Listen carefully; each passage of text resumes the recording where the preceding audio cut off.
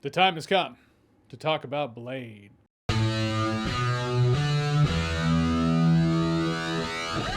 Twitter's gonna have fun with this one. So Blade came out in 1998, stars Wesley Snipes as the half-human, half-vampire, vampire hunter Blade. Most of you probably know, based off the Marvel comic book character, this is in fact a comic book movie. And there are two conversations one can have about Blade. The cool aspect of the action movie Blade, also the importance of the movie Blade. To talk about the latter, you gotta go back in time to the year of our Lord 1997, 1 year before Blade came out. Batman and Robin came out the summer 1997, and well, that was a movie. A movie that kind of signaled, at least in the circles I traversed, maybe the subgenre of comic book movies had run its course. There was another Batman movie that was supposed to come out after Batman and Robin. That was scrapped. Credit where credit's due, Spawn came out later that summer in 1997. And I think Spawn's great. It's a classic. It's a cult classic. But there was no sense of this is saving the comic book movie subgenre. Now again, I'm talking about different comic book companies and studios. I'm just saying at the consumer level, from the consumer perspective, that's how it felt. Comic book movies kind of felt like this thing that happened and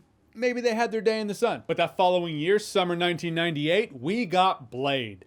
And it just felt different. Even looking at the titles, you know, comic book movies always had these extravagant titles. The art of the title looked like the art from the comic book. Blade was simple red text on black background. From that, you just know you're in for something different, something more grounded. And it does largely keep to that tone. It does feel grounded. Granted, you're dealing with this vampire who wants to raise this blood god, change all the humans on Earth into vampires. Like, that's out there. That's very mystical, magical, very comic book. But the general atmosphere and tone, aside from that, is very grounded. Because they keep it in the pocket. They have the point focused up. Blade's a vampire hunter. He kills vampires. Go. Just how the movie starts out. The first action sequence, it's perfect. This guy gets brought to this rave. Any other vampire movie, like a modern Blade or a modern movie with a comparable premise, I guess, would have this guy brought there. He gets savagely beaten, killed, whatever, so we know why we should be afraid of vampires. But the movie Blade seems to recognize that we already know that. So it looks like it's gonna go down that way. This guy's getting beaten within an inch of his life. There's blood everywhere.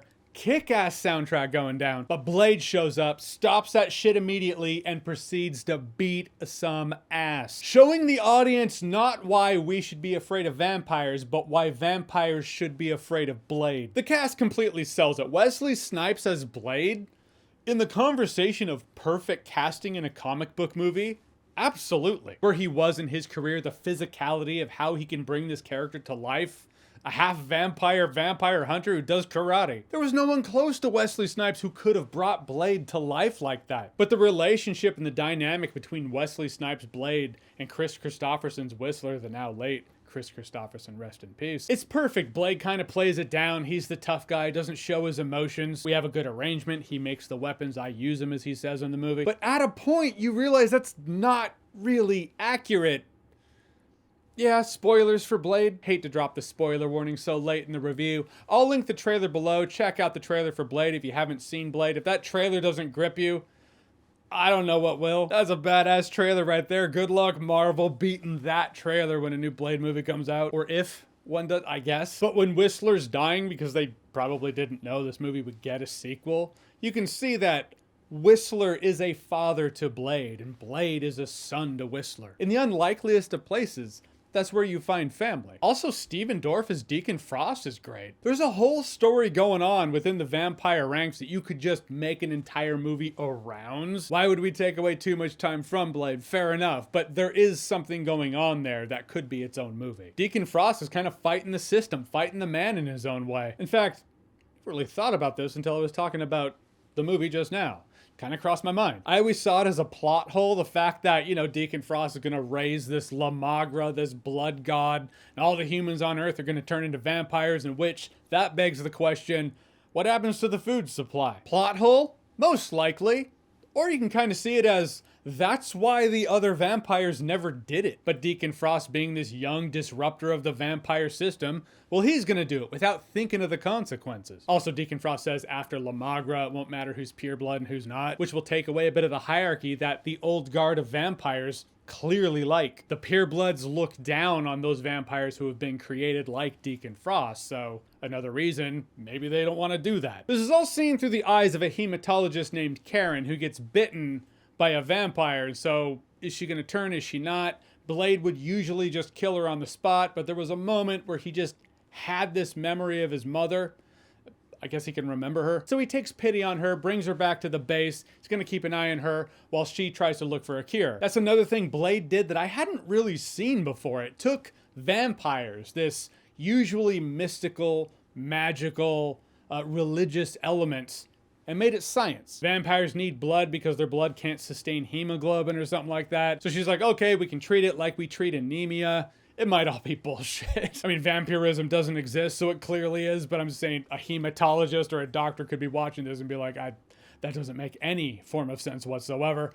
I'm just saying, in 1998, it made it feel a little more accessible, a little more real. Took vampirism, made it a disease, something you catch, like rabies. It was something that felt new in the world of vampires in which you felt like you had just seen it all at that point. Even the duality of the hero felt different in Blade. As much as the secret identity thing has largely been eradicated from the MCU, at a time it was just different to see a hero in which this is his life. It's just, there is Blade. Maybe you're used to seeing the Clark Kent, Superman, Bruce Wayne, Batman dynamic in Duality. The duality of Blade is within him. It's the human-vampire duality. It was a very different take on the superhero duality. And that first time he takes his serum in here, because he has to take a serum, because he still does have the bloodthirst of a vampire, which is why Deacon Frost says you have all of our strengths and none of our weaknesses. That first time we see Whistler give him his serum is the most intense serum that you will ever see in a Blade movie. And it's important. It illustrates that there is a price to pay for these abilities he has. When I rewatch Blade now, there are cracks that start to show. Not just talking about the CGI. The CGI in the first Blade movie,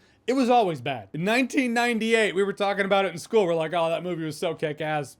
The CGI was not good though, but that movie was kick-ass. Little things like, Karen's looking for a cure, and at a point she just nonchalantly talked about, oh yeah, I borrowed all this equipment from the hospital. You just stole this equipment from the hospital? The biggest heist in Marvel movie history just happened off screen and we're kind of referencing it as a thing that happened? This looks heavy. How did you move this stuff? I'm getting mixed signals from Blade's mom. She looks regretful when Blade's getting his ass kicked. Then she just tries to beat his ass and kill him herself. Biggest one for me is this old prophecy about this blood god, and this temple in which this is all gonna happen. A temple which is conveniently located in New York. I was like, wait, who wrote this prophecy? Joseph Smith? Of all the places it could be, the most ancient place on earth.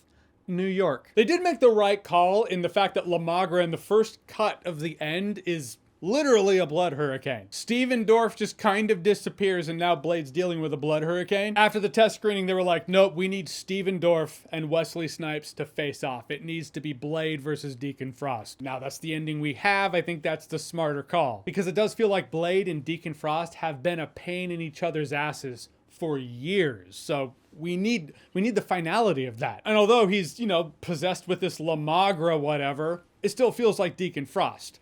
I'll take that. And I don't know about you, but the phrase "some motherfuckers are always trying to ice skate uphill" remains one of the greatest phrases uttered in film. I actually can't see a hill in the wintertime when it's snowing without chuckling. In the end, Blade, it was great then, it's great now. And fact is, it's a movie where the entire cast just seems to understand the assignment. The good guys are badass, the bad guys are psychotic. It's the best of 90s comic book action movie fun, but also brings us into the 21st century and holds its own there. Blade is an absolute classic, worth watching and worth buying on Blu-ray. The importance of Blade for the comic book movie genre as we know it cannot be overstated. Direct line of succession. Blade leads to X-Men, X-Men to Spider-Man. Spider-Man in the 2000s, there were some ups and downs with the Marvel comic book movies. Not going to say there weren't, but then Iron Man to the MCU. Without Blade, there is no MCU. And I'm really happy that, no spoilers, I'm happy that lately as Wesley Snipes' Blade has come back into the conversation,